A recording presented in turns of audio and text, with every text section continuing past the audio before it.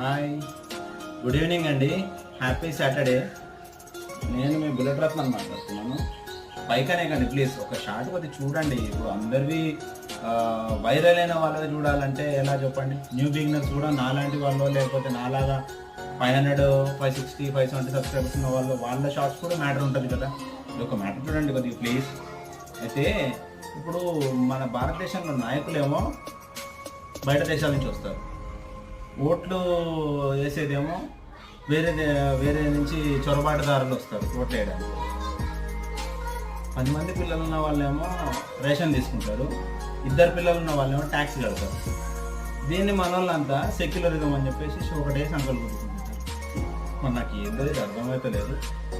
మీకు అర్థమైతే నాకు ఎక్స్ప్లెయిన్ చేయండి. బాయ్.